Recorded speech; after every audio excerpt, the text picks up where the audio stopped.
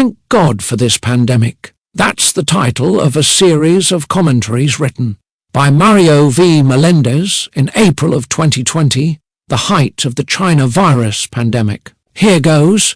Thank God for this pandemic. Introduction.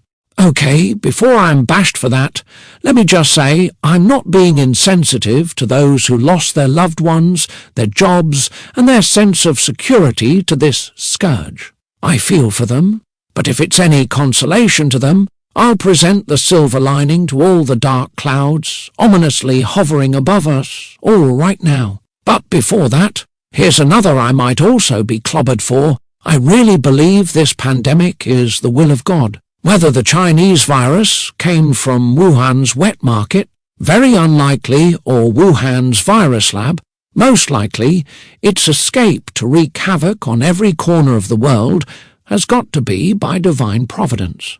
Maybe it's his punishment, or maybe it's his intervention, or maybe it's both. That said, this isn't so much about religion, but more about geopolitics. That's my intro to this short series. Thank God for this pandemic, Part 1. First, let me explain why I'm convinced this pandemic is God's intervention. Unbeknownst to the world, there's an evil empire hell, bent on dominating it. It's no secret either. In fact, its sociopathic dictator for life has boasted so in no uncertain terms for all the world to hear. And he even told us the deadline for its completion, 2049, his evil empire's 100th year founding anniversary. That's just 29 years from now, and towards that end, it went at it by all kinds of classic Machiavellian and justifies, the means modus operandi, so typical of the devil, in a cynical guise of offering help to poor countries around the world in dire need. It dangled to them loan deals that are actually debt traps. Quote, "When you borrow money which we cannot repay, you are endangering your own freedom," unquote, rightly said the Malaysian leader about the evil empire's bad faith loan offers in their predatory so-called Belt and Road Initiative, or BRI. Woe unto a country that signed on the dotted line for it, just unwittingly invited the devil to move in and never leave. Such horror stories abound, from Sri Lanka to Mongolia. Then there's the use of brute superior power, like a typical bully does. In the South China Sea, the evil empire runs roughshod all over it, brazenly grabbing territories left and right belonging to smaller countries. Why? Because it can. International laws and international courts be damned. It even bragged, quote, "China is a big country, and other countries are small countries, and that's just a fact," unquote.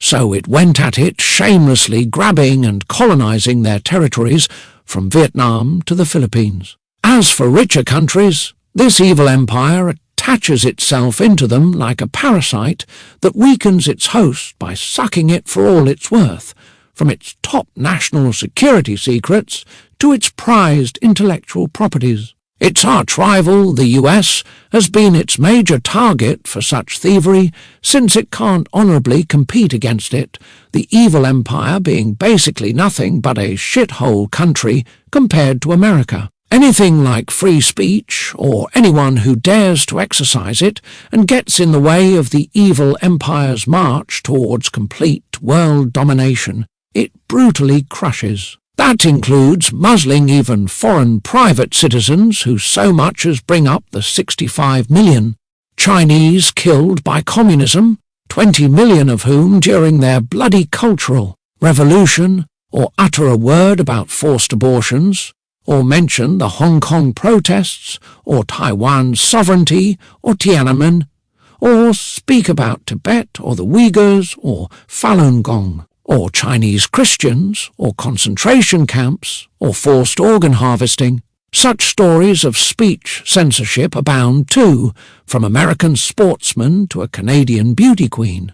Indeed, the cruelest human rights atrocities in history are committed by this uncivilized and barbaric evil empire against its own people. Those who refuse to kowtow to the false gods on high in Beijing are quickly dispatched in the millions to gulags or concentration camps, where they're only tortured if they're lucky. If they're not, they're killed, but not before their organs are harvested by force to be sold to the highest bidder. That's just a partial list. It doesn't even include counterfeit products made by prison labour it floods the world with, the worst of which are counterfeit pharmaceuticals that kill. Untold numbers, especially in Africa. Nor does it include the countless number of Americans killed by fentanyl that evil empire smuggles into the US, mostly through the Mexican border. The world is largely oblivious to all this evil. Being too busy with life's daily grind, it has to take no less than this deadly pandemic for it to be forced to pause and catch its breath. And for the first time, take a real, long, hard look at China. And hopefully, before it's too late, the world will realize that it's been dealing with a malignant entity that's pure, unadulterated evil. That's the reason why I'm convinced this pandemic is God's intervention. Next, I'll explain why I think this pandemic is also God's punishment. Thank God for this pandemic, Part 2. Now let me explain why I'm convinced this pandemic is also God's punishment. In Part 1, I made an inventory of China's evil deeds. It's not complete, but it gives you an idea of the mind-boggling level of evil the world has not only been tolerating by its silence, but is even actively doing business with for material gain. I also said in Part 1 that the world is largely oblivious to those evil deeds. Well, not really. Of course, the world knows about China's genocide of its own people, forced abortions, forced prison labour, and forced organ harvesting, the repression of protesters in Hong Kong, the banishment of Tibetans, Uyghurs, Christians, Falun Gong meditation practitioners, conscientious objectors, and freedom fighters to concentration camps or gulags, and its constant threat of attacking Taiwan. The world also knows about China's ambition for world dominance and about its Machiavellian tactics towards that end. We read about them in books, newspapers, and the internet, so the world can't feign ignorance. But it just can't be bothered. Since the time of Plato, who said your silence is consent, to the present when Tutu said, quote, if you are neutral in situations of injustice, you have chosen the side of the oppressor, unquote. Humanity has always instinctively known how to deal with evil no matter what deceptive form it takes. But the world seems to have forgotten it in the case of the greatest evil of our time. For its silence, or worse, its active participation in the workings of this evil serpent, the world has taken a bite of the proverbial forbidden fruit, provoking the just wrath of God. But will the world learn its lesson? I hope so, for the sake of this and future generations. A world of genocides, repressions, concentration camps, forced abortions, forced prison labour, and forced organ harvesting, and rampant state-sponsored thievery and thuggery lorded over by the Communist People's Republic of China is a world not worth living in. If China can inflict those atrocities on its own people, it can inflict them on a godless world it seeks to be the lord and master of by the year 2049. That year is only a generation away from now, bringing to mind President Reagan's ominous words that freedom is never more than one generation away from extinction. So I'm convinced that this pandemic is not only God's intervention before the devil's work is a fait accompli, but also his punishment for our silence in the face of evil, and even more so for our active participation in our misguided pursuit of materialism. Next, I'll explain why this pandemic's timing is perfect. Thank God for this pandemic. Part 3. For reasons I laid out in Parts 1 and 2, I thank God for this pandemic. Now I want to thank him for its perfect timing. In the intro to this series, I said it isn't so much about religion, but more about geopolitics. It still is. But let me just briefly bring up the Bible. The story goes that God said, quote, "I have found David, son of Jesse, a man after my own heart. He will do everything I want him to do," unquote. But despite Michelangelo's innocent-looking rendition of him in marble, David was an adulterer and a murderer. In other words, God opted for an imperfect man for a perfect task. Given the seemingly insurmountable challenges facing his chosen people at the time, he could not have chosen a better leader for them. Besides, Christianity is all about redemption. Sounds familiar? Now, let's go back to geopolitics and a bit of politics. In 2016, America also elected an imperfect man. Given that there was going to be a catastrophic pandemic, then yet unknown, that will ravage the country and the world, it could not have elected a better leader, given his unique skills and wisdom, even if both were and still are widely derided as impolite by the elite. Speaking of the skills of Donald Trump, they were honed in the building construction underworld of shady labour union bosses and back-alley mobsters. A good enough on-the-job training in understanding the thuggish mind of bad actors on the world stage. Just ask David Brooks, no fan of Trump, of the New York Times. And speaking of his wisdom, it's shaped by the survival of the fittest, cutthroat, dog-eat-dog competitiveness of the New York real estate world, equipping him with the necessary business instincts to target America's competitors. No world leader is more thuggish than President Xi Jinping, and no country is more of a threat to America than China. That didn't faze Trump. As soon as he became president, he immediately confronted Xi and China in terms of military preparedness, intellectual property theft, and predatory trade. The America First nationalist Trump is not like the previous naive globalist presidents from Clinton to Obama, who China easily outsmarted and double-crossed with impunity every step of the way in its determined ambition for world dominance. So if there's a president best suited to confront China, pandemic or no pandemic, it's Trump, especially given his famously pragmatic regard for that country as a threat to America. Not an ally, as his misguided predecessors have said.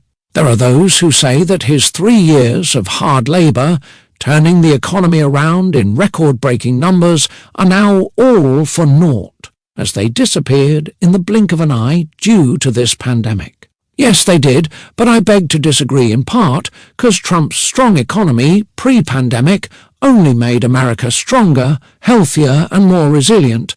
Exactly the tip-top shape to weather the intervening pandemic when it came. As we know only too well, Trump is very human. And even if he doesn't show it publicly, deep down inside him he must be raving mad at China for ruining the red-hot economy he worked so tirelessly building from the ground up. The pandemic must have hardened his once pragmatic regard for that country to a very personal hatred for it. If so, I can't blame him. Well, there's a highfalutin geopolitical doctrine that can simply be called as tit for tat. If he can turn his pragmatism towards China, which is really nothing personal, into a very personal, deep-seated antipathy, and then turn that into a strategic geopolitical vendetta wrapped up as a cohesive US foreign policy agenda, better yet multilaterally with other countries similarly ruined by this pandemic, as there's always strength in numbers. That will surely plunge China into the mighty sea of bankruptcy, to paraphrase its own threat against America. In fact, a Cold War would be in order right about now. After all, China has already started it against the US a long time ago.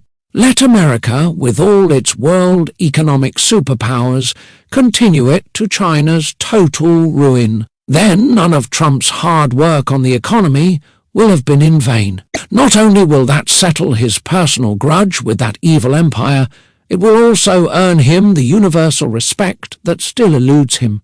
Indeed, taking down the biggest threat to peace on Earth will be something a world that doesn't particularly like Trump might, at last, give him credit for, even if grudgingly. It said that God's reasons for things seemingly inexplicable are often revealed in the fullness of time. So, speaking of those who dislike Trump, here's a sobering revelation. In 2016, the foregone winner of the presidential election, Hillary Clinton, lost against all expectations. It was later to be revealed that her unsecured emails while she was US Secretary of State were intercepted by China. Imagine if she were the president during this pandemic, instead of Trump, and China has a dossier full of incriminating emails it can blackmail her with. Indeed, America dodged a bullet in 2016, didn't it?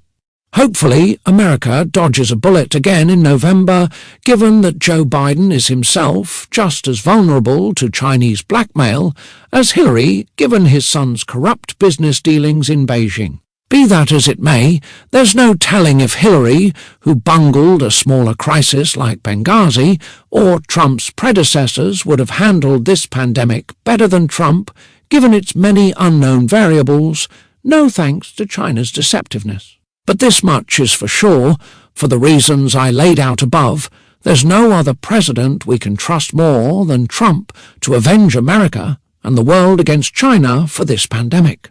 A pandemic has been predicted for years by experts, albeit never of this magnitude. For the reasons above, I thank God for timing it in the time of Trump.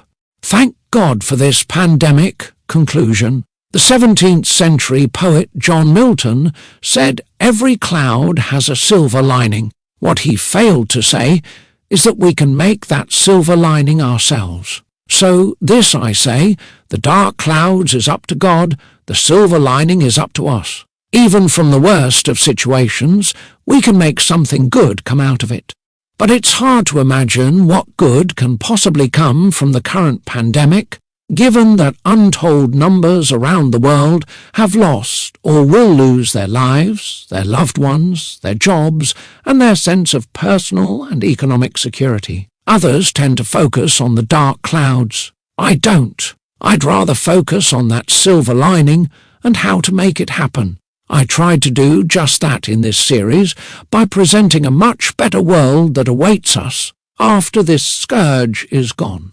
That day will come soon, so we need to work on the good that will come out of it. As you'll see in this post, it's so much easier than you think. For starters, we need to wake up and take a long, hard look at the snake we took into our homes and we have been fattening up all these years. An evil, treacherous serpent, hell-bent on taking over the whole world and enslaving us all. Then we need to envision a future without it. A world where no one is thrown in a concentration camp for his religious beliefs, as well as no one country threatens to colonize the rest and make people the world over collectively kowtow to an unelected, godless dictator from a faraway foreign land and his thugs. Others would rather gnash their teeth and pull their hair in anger at this vicious snake. It's always good to let off steam, but it's not enough. You must back up your anger with action by starving to death that virus-making serpent. How? Your wallet is your best weapon. Simply stop buying anything that Snake manufactures, since every time you do so, you're only strengthening and prepping it to unleash sooner than later the far more lethal virus in its arsenal. That virus is called communism, and its pandemic is deadlier. It has killed 100 million so far, 65 million in China alone, and has caused untold human suffering the world over. This one has killed less, only 52,000 Americans as of today. In the world, it's killed only 196,000 if you believe China's total, which I don't, but each death is one death too many. So their death will not have been in vain. We survivors owe it to them, to ourselves, and to future generations to resolve in our personal capacity to do something now. There was once another seemingly invincible communist empire. It wasn't as rich, nor powerful, nor menacing as China is today, but it was just as evil. In 1989, young people risked their lives and toppled down the infamous wall that symbolizes it. They could have been massacred like their fellow young freedom fighters were at Tiananmen just 5 months earlier. But they mustered the courage to do it anyway, tearing down the fortified concrete wall with whatever tools they can get their hands on, and daring armed soldiers guarding it to shoot at them for it, like what was done to their Tiananmen brothers, in arms. Thank God, good prevailed over evil that day, ridding the world of communism in Europe, and thereby liberating hundreds of millions of people. To rid the world of communism in Asia, and liberate 1.3 billion in China, and, by the domino effect, 50 million in North Korea, we don't need to risk our lives and dare anyone to kill us, like the young protesters in Berlin and Tiananmen did. All we need to do, in our individual capacity, is boycott Made in China. How hard can that be? As for the millennial generation, that sacrifice asked of them today is nothing compared to yet another generation of young Americans who, to confront another evil in 1942, sacrificed their lives in Europe and the Pacific. There's a reason why they're called the greatest generation, 407,000 of them having died so we may enjoy the freedom we have today. Thankfully, to preserve it, that much sacrifice isn't being asked of us today. If we ordinary people the world over resolve to confront China now by simply starving it to death, then we would have created the silver lining in the dark clouds above us, as a better and more peaceful world awaits on the other side of this current pandemic. That evil empire threatened to plunge America into the mighty sea of coronavirus, quote unquote. To America and the world, I say this: wake up and plunge China into the mighty sea of bankruptcy. That's the end of Mario V. Melendez's series of commentaries written in April of 2020. Scan the QR code for its Facebook written version, where you'll find related links. It's just one of many long form posts on his Facebook page dedicated mainly to conservatism, with a spattering of posts on other subjects, from current events to history to the humanities and more.